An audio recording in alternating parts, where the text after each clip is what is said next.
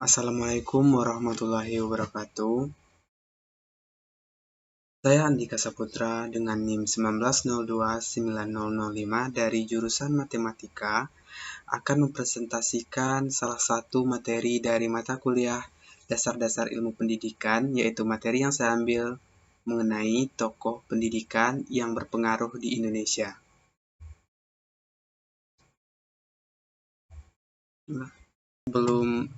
Sebelum kita lebih jauh membahas terkait dengan tokoh-tokoh itu, terlebih dahulu kita mencoba membahas mengenai pengantar terkait materi ini. Pendidikan sudah dimulai sejak adanya manusia. Setiap manusia bila ingin mencapai suatu tingkat kemajuan harus menempuh pendidikan. Apakah pendidikan diperoleh dari ibunya, ayahnya, keluarganya, masyarakat di sekelilingnya, dan pengalamannya sendiri bukanlah merupakan masalah. Tetapi memang semua orang memerlukan pendidikan. Pada pembukaan Undang-Undang Dasar 1945 di alinea keempat, mengamanatkan bahwa usaha mencerdaskan kehidupan bangsa termasuk dalam urutan prioritas utama untuk dilaksanakan oleh bangsa Indonesia. Jika sudah demikian, adalah hak dan kewajiban bagi setiap warga negara tanpa terkecuali untuk mendapatkan dan memajukan pendidikan. Banyak tokoh pendidikan yang memberikan peranan besar dalam memajukan pendidikan di Indonesia. Misalnya pada tahun 1855, Sati Nasution, gelar Sultan Iskandar alias Willem Iskandar, telah ikut mempelopori usaha mencerdaskan kehidupan bangsa. Willem Iskandar adalah seorang tokoh pendidikan berskala nasional. Jauh sebelum Ki Hajar Dewantara mendirikan Taman Siswa, beliau sudah lebih dahulu mendirikan lembaga pendidikan untuk menghasilkan guru-guru yang berbasis kerakyatan. Selain seorang seniman, penulis dan tokoh publik pada masa itu, beliau juga seorang cendekiawan pertama dari Tanah Batak yang mendapat pendidikan formal pertama hingga ke Belanda. Pertama ada Ki Hajar Dewantara dengan nama lengkap Raden Mas Suwardi Surjaningrat, dengan nama panggilan Ki Hajar Dewantara, yang lahir pada Yogyakarta 2 Mei 1889 dan wafat di Yogyakarta pada tanggal 26 April 1959, yang beragama Islam dengan gelar Pahlawan Nasional dan Bapak Pendidikan Nasional Indonesia. Adapun biografi beliau, yaitu Ki Hajar Dewantara merupakan tokoh pendidikan Indonesia dan juga seorang pahlawan Indonesia. Beliau merupakan anak dari GPH Surjaningrat yang merupakan cucu dari Pakuluan III, terlahir sebagai bangsawan, maka beliau berhak memperoleh pendidikan untuk para kaum bangsawan. Dan Ki Hajar Dewantara cenderung lebih tertarik dalam dunia jurnalistik atau tulis-menulis. Hal ini dibuktikan dengan bekerja sebagai wartawan di beberapa surat kabar pada masa itu.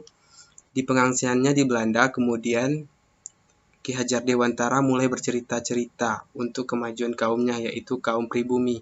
Ia berhasil mendapatkan ijazah pendidikan yang dikenal dengan nama Eutsoproce, akte atau ijazah pendidikan yang bergengsi di Belanda. Ijazah inilah yang membantu beliau untuk mendirikan lembaga-lembaga pendidikan yang akan ia buat di Indonesia. Kemudian, adapun peran Ki Hajar Dewantara sebagai tokoh yang berpengaruh dalam pendidikan di Indonesia, Ki Hajar Dewantara adalah tokoh yang berjasa di bidang pendidikan dan beliaulah yang mendirikan Taman Siswa pada tahun 1992. Karena jasanya yang sangat besar tersebut, maka sampai sekarang pada tanggal 2 Juni, maksudnya tanggal 2 Mei, diperingati sebagai Hari Pendidikan Nasional. Penyelenggaraan Taman Siswa didasarkan pada asas pendidikan yang dikemukakan oleh Ki Hajar Dewantara sebagai berikut, yaitu yang pertama asas kemerdekaan, asas kodrat alam, asas kebudayaan, asas kebangsaan, asas kemanusiaan. Beliau pun juga membuat semboyan yang terkenal yang sampai sekarang dipakai dalam dunia pendidikan di Indonesia, yaitu adapun yang pertama Ingarso Sung Tulodo, yang mana yaitu diteladan memberi contoh. Kemudian ada Ing Madio Mangun Karso, yang artinya di tengah memberi semangat. Kemudian yang sering kita dengar sekali yaitu Tuturi Handayani yang artinya di belakang memberi dorongan. Kemudian ada pun tokoh selanjutnya yaitu Muhammad Syafi'i. Dengan nama lengkap Muhammad Syafi'i yang lahir di Kalimantan Barat, Hindia Belanda 31 Oktober 1893 dan wafat di Jakarta tanggal 5 Maret 1969, yang beragama Islam dan diberi gelar tokoh masyarakat di Sumatera Barat dan pendiri INS Kayu Tanam. Penghargaannya yaitu Dr. Honoris Causa dari IKIP Padang pada tahun 1968.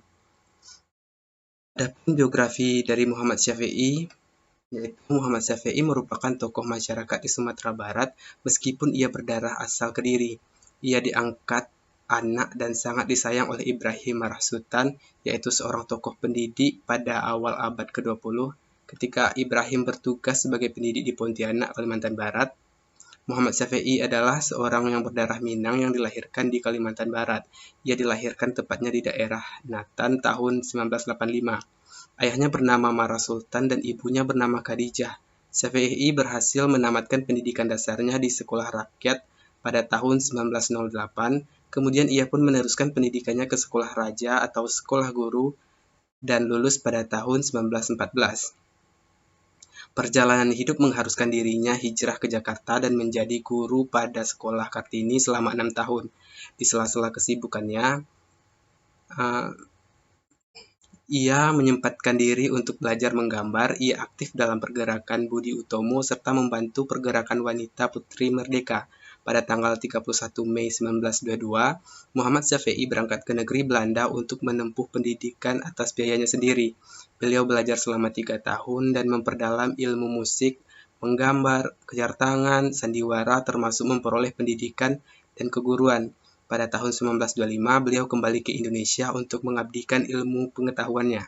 Kemudian, adapun peran dari Muhammad Syafi'i sebagai tokoh yang berpengaruh di Indonesia, Sumatera Barat pun mempunyai tokoh pendidikan yang tak kalah, yakni Engku Muhammad Syafi'i, dengan sekolah menengah INS Kayu Tanam yang terletak di antara Padang dan Bukit Tinggi. INS Kayu Tanam didirikan oleh Engku Muhammad Syafi'i pada tanggal 31 Oktober 1926, yaitu di Kayu Tanam, sebuah desa kecil di Sumatera Barat.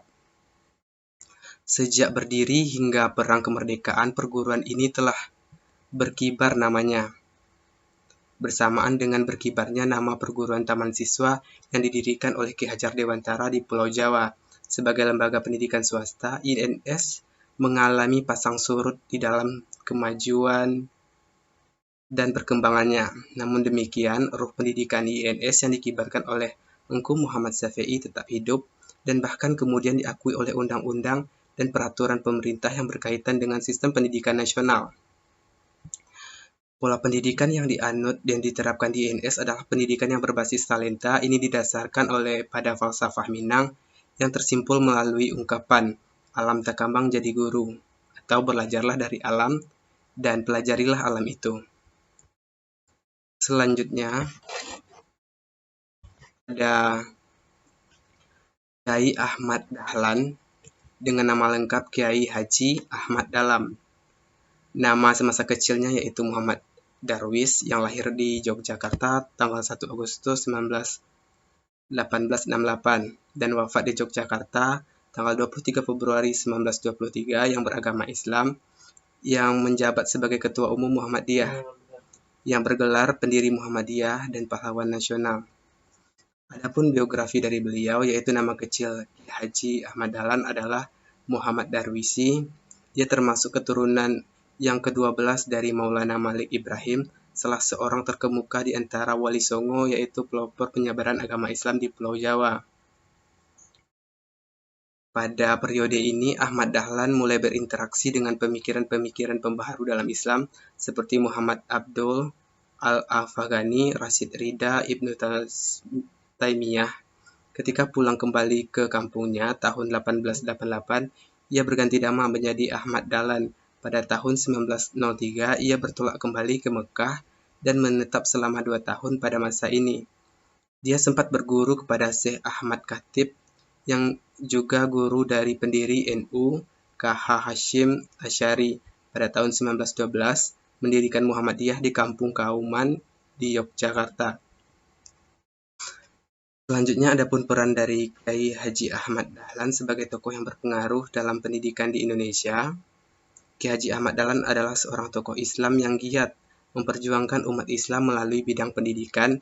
Dia adalah tokoh pendiri organisasi Muhammadiyah pada tahun 1912 di Yogyakarta. Ada beberapa hal yang melatar belakangi beliau mendirikan Muhammadiyah ini. Di antaranya adalah yang pertama, umat Islam tidak memegang teguh Al-Quran dan hadis Nabi sehingga menyebabkan perbuatan syirik semakin merajalela. Yang kedua yaitu keadaan umat Islam yang sangat menyedihkan akibat dari penjajahan. Dan yang ketiga yaitu persatuan umat Islam semakin menurun. Selanjutnya yaitu ada Rahmah el-Yunusiah yang bernama lengkap Syekha Hajah Rangkayo Rahmah el-Yunusiah yang lahir di Padang Panjang 26 Oktober 1900 dan wafat juga di Padang Panjang tanggal 26 Februari 1969, yang beragama Islam dan bergelar pendiri Diniyah Putri yang tergabung dalam partai politik Masyumi. Adapun biografi dari beliau, Rahmah el-Yunusiah lahir di Padang Panjang, Sumatera Barat pada 20 Desember 1900 dari keluarga terpandang dan taat beragama dalam termasuk golongan pembaharuan Islam di Sumatera Barat. Ia anak bungsu dari pasangan Syekh Muhammad Yunus dan Rafi'ah.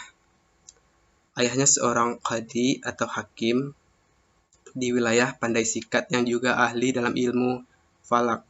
Sedangkan kakeknya Syekh Imanuddin adalah ulama terkenal di Minangkabau. Rahmah belajar membaca menulis Arab dan Latin dari kakaknya yaitu Zainuddin Labai el-Yunus dan Muhammad Rasyad setelah ayahnya wafat. Rahmah el-Yunusiah meninggal dunia di rumahnya pada 26 Februari 1969. Sehari sebelum ia wafat, ia masih sempat berkunjung ke Gubernur Sumatera Barat saat itu, Harun Zain. Adapun peran Rahmah el-Yunusiah Dahlan sebagai tokoh yang berpengaruh dalam pendidikan di Indonesia, pada 1 November 1923, Rahmah merintis sekolah agama untuk putri dengan nama Madrasah Diniyah Lil Banat atau Diniyah School Putri. Ada juga yang menamakannya dengan Majelis Diniyah School. Dalam mengembangkan sekolahnya, ia mencurahkan segenap tenaga, pikiran, dan hartanya. Sebagai tantangan dan kesulitan pun ia selesaikan tanpa putus asa. Sebuah ruang di Masjid Pasar Usang adalah tempat belajar yang ia gunakan pertama kali. Tanpa peralatan belajar yang memadai, tetapi untuk kegiatan belajar mengajar diperlukan tempat yang representatif. Maka Rahmah beserta pengurus sekolah mengusahakan untuk menyediakan tempat beserta peralatan sekolah seperti bangku dan papan tulis untuk menampung para murid. Dengan segala kendala dan rintangan yang sering dihadapi, Rahmah dan penerusnya, sekolah ini tetap bertahan. Bahkan dalam perjalanannya, Diniyah Putri tidak hanya menerima murid dari Sumatera Barat saja, ada juga murid dari Sumatera Utara, Aceh, hingga Singapura dan Malaysia. Lembaga pendidikan yang didirikannya tidak hanya mengajarkan ilmu agama, pelajaran keterampilan diajarkan seperti pelajaran tenun, anyam-anyaman, masak-memasak, dan jahit-menjahit, juga peralatan olahraga, kesehatan, dan kesenian. Setelah panjang lebar kita membahas terkait dengan tokoh pendidikan yang berpengaruh di Indonesia tadi, maka dapat kita ambil kesimpulan dari kesemua itu, bahwasanya jauh dari sebelum kemerdekaan Republik Indonesia, tokoh Indonesia banyak memiliki pemikiran yang maju, khususnya dalam bidang pendidikan, yang memberikan warna pendidikan sampai saat ini. Terdapat beberapa tokoh pendidikan pribumi, insan-insan yang bermartabat untuk memperjuangkan pendidikan, dan sekaligus perjuangan kemerdekaanlah yang berjuang melepaskan cengkraman penjajahan di bumi Indonesia. Hanya itu yang dapat saya sampaikan. Terima kasih sudah menonton. Semoga dapat menjadi ilmu pengetahuan bagi kita. Atas salah dan janggalnya saya mohon maaf. Saya undur diri. Assalamualaikum warahmatullahi wabarakatuh. Give a damn about a hater when I feel like it. Not today, not today.